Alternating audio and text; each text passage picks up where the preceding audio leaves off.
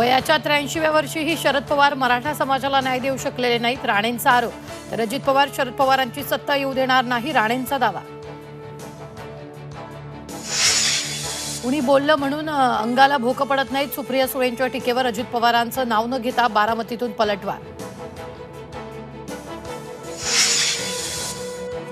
राष्ट्रवादीतल्या कार्यकर्त्यांना त्रास दिला तर भाजप नेतृत्वाकडे बोलून मार्ग काढणार, रामराजे नाईक निंबाळकरांसोबतच्या बैठकीत अजित पवारांची पदाधिकाऱ्यांना ग्वाही.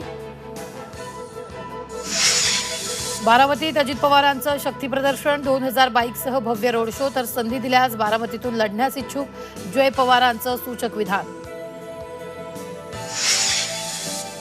शरद पवार आजपासून 4 दिवस कोल्हापूर दौऱ्यावर. विधानसभा निवडणुकीच्या पार्श्वभूमीवर रणनीती ठरवणार. उद्या समरजित घाटगेंचा पक्षप्रवेश होण्याची शक्यता. भाजपमध्ये राहणं आता योग्य नाही, जळगावात एकनाथ खडसेंचं मोठं विधान. तर खडसेंशिवाय काही अडलंय असं लोकसभेत दिसलं नसल्याची दरेकरांची प्रतिक्रिया. अंबरनाथमध्ये भाजप शिंदे गटात जागेच्या मोजणीवरून पुन्हा राडा. भाजप आमदार गणपत गायकवाडांच्या समर्थकांकडे सापडली बंदूक.